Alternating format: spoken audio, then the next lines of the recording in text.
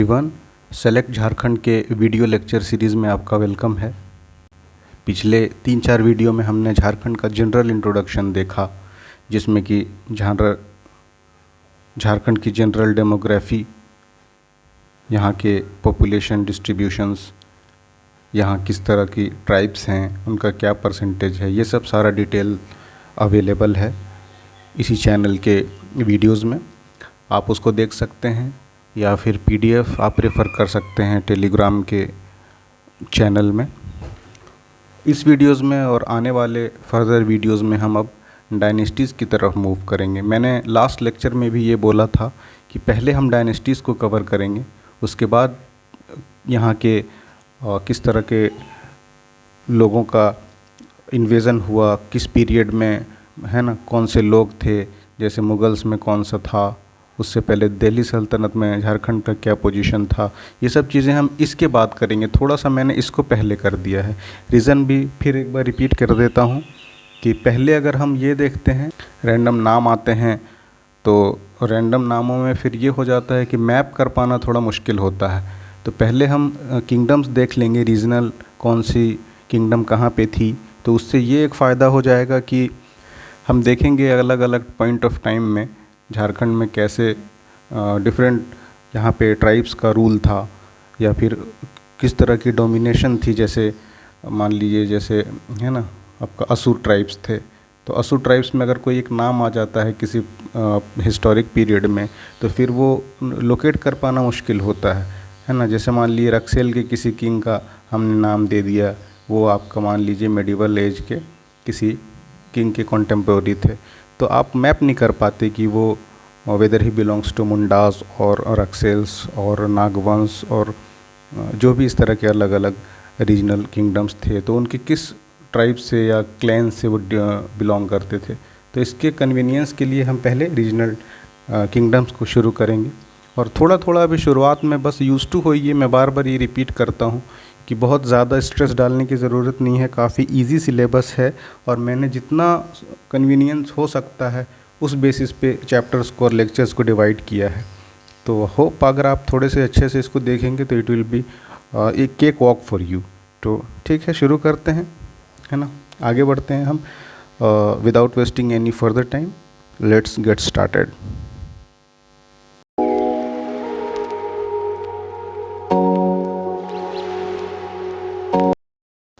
तो regional kingdoms में different areas of Jharkhand में अलग अलग ट्राइब्स का सेटलमेंट, है ना, ऐसे समझिए कि हो चुका है।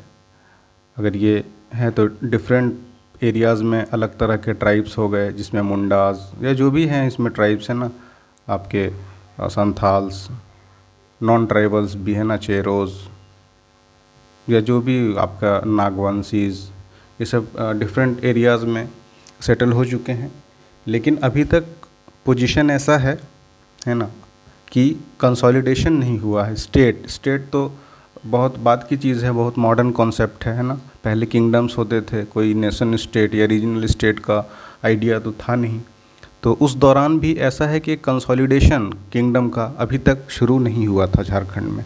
बिल्कुल ना स्प्रेड सा, जिस एरिया में कोई है ना, ऐसा भी होता था कि आपका कॉन्फेडरेशंस बन जाते थे, या अलग अलग रीजन्स में अलग अलग लोग थोड़े थोड़े एरियाज़ को लेके रखे हैं। तो कोई एक वैसा ग्रैंड कॉन्सेप्ट नहीं था स्टेट वाला या किंगडम वाला। स्टेट तो भूल ही जाइए, स्टेट तो बिल्कुल मॉडर्न कॉन्सेप्ट है। तो वैसा कोई रीजनल्स, है ना, किंग वाला सीन अभी तक क्रिएट नहीं हुआ था। तो ये आपका शुरू हुआ रीजनल किंगडम्स में मुंडाओं के साथ। तो झारखंड में इट वाज मुंडास जिन्होंने शुरू किया आपका कंसोलिडेशन करना, जो आप लेटर इसको किंगडम्स कह सकते थे। तो बहुत सारे ट्राइब्स झारखंड में, अलग अलग रीजनल ट्राइब्स, अलग अलग वेरिएशंस के साथ, उनके कैरेक्टरिस्टिक्स अलग अलग। तो वैसे ही शुरू हुआ, है ना, न्यूमरस ट्राइब्स, बहुत सारे ट्राइब्स, एंड सो वे आर रीजनल डायनेस्टीज़ होंगी ही ऑब्वियसली। जितने सारे ट्राइब्स पहले तो, और यही कॉन्सेप्ट ही था, ट्राइब्स थे, उसमें क्लैन थे, क्लैन के बेसिस पे अपने अपने एरियाज़ थे। सो numerous tribes, and so were regional dynasties such as Mundas of Jharkhand, Nags of Chota Nagpur, and Raksels of Palamu among others. तो इस तरह से अलग अलग रीजन में अलग अलग ट्राइब्स सेटल हुए थे और उनका चल रहा था अपना किंगडम में रूल। तो शुरू कहाँ से हुआ कंसोलिडेशन, है ना, अमॉन्ग द ट्राइब्स। ट्राइबों में क्या थे, इट वाज मुंडास, जिन्होंने शुरू किया कंसोलिडेट करना एज ए स्टेट बोल लीजिए, यानी कि अपने किंगडम को कंसोलिडेट करना under the leadership of Risha Munda, यानी ऋषा मुंडा के नेतृत्व में। He was not king, rather a king maker. तो मुंडाओं ने ऋषा मुंडा के नेतृत्व में, the leadership of Risha Munda, एक क्रिएट किया है किंगडम कि अब इस तरह से बिखर बिखर के जीना, बहुत कहते हैं ना, हो गया। तो अब you will have to have a kingdom और एक रियासत या एरिया जो मुंडाओं का एरिया हो। तो इस तरह से कंसोलिडेशन शुरू हुआ। तो it was Mundas who began establishing an state under the leadership of Risha Munda, ठीक है, who created a kingdom. Risha Munda ने एक किंगडम तैयार किया, एक एरिया, है ना। और सुतिया पाहन को उसका किंग अपॉइंट किया। सभी की ऑब्वियसली इसमें एक्सेप्टेंस थी। सुतिया पाहन को किंग के रूप में एक्सेप्ट किया सबों ने, और इन्हीं से इंस्पायर होकर इस रीजन का नाम सुतिया नागखंड रख दिया। क्लियर है आई होप कि एक कंसोलिडेशन जब शुरू हुआ तो ऋषा मुंडा के नेतृत्व में एक मुंडा किंगडम कह लें इस्टेब्लिश किया गया, जिसमें सुतिया पाहन को किंग अपॉइंट किया गया। और उनसे इतना समझिए अफेक्शन था या रिस्पेक्ट था उनके प्रति कि इस रीजन का नाम ही उनके नाम पे सुतिया नागखंड रख दिया गया। It was named as Sutia Nagkhand. तो सुतिया नागखंड कह लें इसको, या फिर मुंडाओं का किंगडम कह लें, दोनों इतने, है ना। Indira is India, India is Indira सुना होगा आपने। तो उसी तरह से ये सुतिया नागखंड बिकेम मुंडास किंगडम। आगे बढ़ते हैं। तो अब इसको एडमिनिस्ट्रेटिव ऑब्वियसली सहूलियत के लिए, है ना, कन्वीनियंस के लिए डिवीज़न किया ही जाता है अलग अलग रीजन्स में। तो वैसे ही सुतिया पाहन ने भी अपने इस एरिया को जो इन्होंने कंसोलिडेट किया था अब तक 7 स्ट्रॉन्ग होल्ड्स, जिसे हिंदी में क्या 7 गढ़ों, है ना, गढ़ देखिए 7 गढ़ में डिवाइड किया। ये टोटल था, तो इन्हें 7 गढ़ों में डिवाइड किया। तो अलग अलग नाम रखे। अब ये ओल्ड नेम है और ये इनका नया कंटेम्प्रोरी नाम दिया गया है ना। तो 7 strongholds, Sutia Pahan divided these areas in 7 strongholds. उनमें कौन कौन से थे, तो ऐसे लोहरदग्गा, मैप देख लीजिए, मैंने अटैच कर दिया है अगर आप देखना चाहें तो, है ना। ये लोहरदग्गा, फिर नेक्स्ट हज़ारीबाग, है ना, ये देखिए हज़ारीबाग। इसी तरह से अलग अलग, है ना। सिंहभूम उसका पुराना नाम, सिन्हागा, तो ये आपका सिंहभूम ईस्ट वेस्ट बाद में डिवाइड हुआ, तो ये वाला एरिया, है ना। ये केसलगढ़, फिर आपका जा कर के पलामू, ये देखिए। तो इस तरह से एडमिनिस्ट्रेटिव सहूलियत के लिए, है ना, आपका ऑलमोस्ट ऑल अक्रॉस हो जा रहा है ये अगर देखेंगे तो। फिर आपका ये मानभूम, है ना, हज़ारीबाग, पुराना नाम भी वही था जो अभी है हज़ारीबाग। बाकी इनमें थोड़ा थोड़ा चेंज है। लोहारगढ़ था at that point of time, वो हो गया लोहरदग्गा। उसके बाद आपका ये क्या पूलनगढ़, दैट बिकेम पलामू, है ना। Surugugarh, sorry for wrong pronunciation if any, I apologise. तो ये सुरगुजा अभी ये आपका, मुझे जहाँ तक याद है, ये छत्तीसगढ़ में एक डिस्ट्रिक्ट है ना। तो ये वाला पार्ट इधर, ये लगता है ना छत्तीसगढ़ हमारा। तो इसका क्या है, इधर आपका अंबिकापुर इसका डिस्ट्रिक्ट, अंबिकापुर डिस्ट्रिक्ट हेडक्वार्टर है। तो ऐसे करके टोटल 7 एडमिनिस्ट्रेटिव कह लें डिविज़न्स में या स्ट्रॉन्ग होल्ड्स में, जिसे गढ़ कहा जाता था, सुतिया पाहन ने इंटायर झारखंड को डिवाइड कर दिया। अब फिर इस कमिश्नरी मान लें या जो कह लें, इसे फिर ये 7 रीजन्स को फर्दर 21, देखिए इधर है ना, 21 परगनाज में डिवाइड किया। 7 strongholds were further divided into 21 parganas, जिसे ज़िला कह लें। कोई नाम ऐसे किसको क्या डिनोट कर रहा है बहुत क्लियर है नहीं। तो ये अलग अलग 21 परगना में फिर इसको डिवाइड कर दिया। उसमें ये देखिए फिर उनके नाम मैंने अटैच कर दिए हैं, अगर आप देखना चाहें तो इस पर भी एक नज़र डाल सकते हैं ना।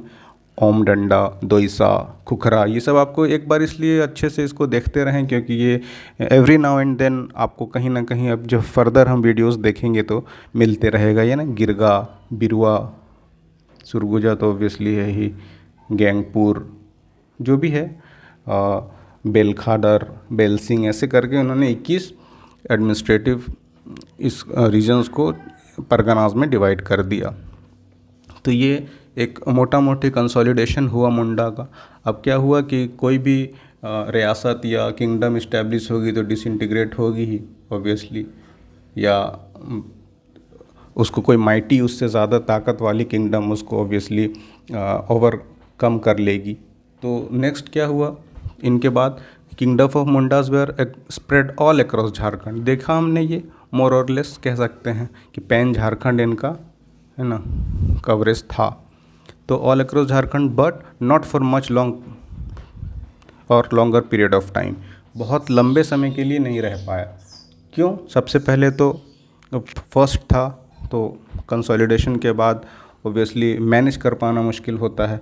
उसके बाद ये तो एक वेरी जेनेरिक रीज़न हो गया हमारे पास। स्पेसिफिकली क्या हुआ कि जैनिज़्म और बुद्धिज़्म है ना बहुत ही रैपिडली आप देखेंगे तो ये बहुत इंडियन सब कॉन्टिनेंट से इसका एक्सटेंड है ना, एक्सटेंड बहुत ज़्यादा हुआ है इसका। बाद में ये हालांकि कुछ कुछ रीज़न से डिसइंटीग्रेट होता गया या इसके फॉलोअर्स कम होते गए। क्यों हुआ, क्या हुआ, ये सब हम देख सकते हैं जब हम आर्ट एंड कल्चर वाला पार्ट सब्सिक्वेंट वीडियोस में कवर करेंगे। तो अदरवाइज़ ये है ना आपका नॉर्थ वेस्ट रीजन में काफ़ी प्रोमिनेंट रिलीजन हो गया था जैनिज़्म। आपका इधर साउथ ईस्ट एशिया वाला है ना, इस रीजन में काफ़ी ज़्यादा इसके फॉलोअर थे। उसके बाद ये यहाँ से भी आगे बढ़ गया है ना, आपके ऑल अक्रॉस द ग्लोब इनका एक्सपेंसन होने लगा था। उसके बाद इधर आपके चाइना में तो ऑब्वियसली एक मेजर जंग था ही। तो ऐसे होते होते लेकिन बाद में ये क्या हुआ, जिस रीजन से भी ये उनके फॉलोअर्स घटे, इनके स्ट्रिक्ट इंस्ट्रक्शंस से या रिलीजियस फॉलोइंग्स से, तो वो सब बाद में चीज़ें हुई। तो उसी दौरान क्या हुआ, तो उस टाइम तो पीक पे था जैनिज़्म, बुद्धिज़्म एक्सपेंड हो ही रहा था है ना। 600 BC के अराउंड आपका बुद्धिज़्म और उसी के कंटेम्प्रोरी आपका जैनिज़्म जान ही रहे हैं झारखंड में एक प्रोमिनेंट उनका 23rd तीर्थंकर्स, ये सब देखेंगे हम आगे, डोंट वरी। तो जैनिज़्म और बुद्धिज़्म जब आने लगा, इनका इन्फ्लुएंस बढ़ने लगा, उसके साथ साथ क्या हुआ, तो स्प्रेड ऑफ जैनिज़्म बुद्धिज़्म के साथ साथ आर्यंस का इन्वेजन है ना। आर्यंस जो कि आपका सेंट्रल एशिया समवेयर और यूरोपियन इन्वेजन था उनका इन्फ्लुएंस बढ़ने लगा झारखंड में। तो धीरे धीरे होके ये हमारा जो कंसोलिडेशन आपका यहाँ की रीजनल डायनेस्टी थी उनको उन्होंने ओवरकम कर लिया और अपना एक्सपेंड करना शुरू कर दिया। तो क्या किया, किन्होंने किया, ये सब हम आराम से देखते रहेंगे आने वाले वीडियोस में। तो ये एक बेसिक कंसोलिडेशन का पार्ट था, तो इसको यहीं तक रखते हैं आज है ना। मैं बार बार रिपीट कि आप बस इसको यूज़ टू होइए। बहुत आप में से लोग होंगे जो बिल्कुल शुरुआत कर रहे हैं तो काफ़ी अटपटा सा नाम और ये सब भी लगता है।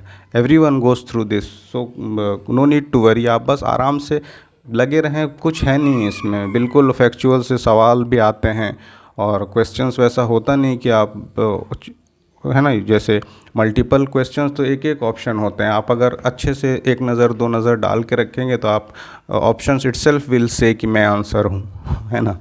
तो बस इसको यूज़ टू होइए, देखते रहिए। और आने वाली वीडियोस में हम अब देखेंगे कि इसके बाद क्रोनोलॉजिकली या किस टाइम में इसके बाद कौन सी किंगडम आई, उनका क्या इन्फ्लुएंस रहा, ये सब हम देखेंगे। तो मिलते हैं आपसे नेक्स्ट वीडियो में। अगर आप इसे कन्वीनियंट और अच्छा लग रहा है आपको लेक्चर्स तो सब्सक्राइब कर लें और ऑब्वियसली शेयर कर दें अपने कॉलीग्स से, ताकि कुछ चैनल में भी ग्रोथ हो और उनका भी भला हो। सो काइंड ऑफ म्यूचुअलिज्म चलता रहेगा ये। चलिए मिलते हैं आपसे नेक्स्ट वीडियो में, तब तक के लिए थैंक्स फॉर वॉचिंग।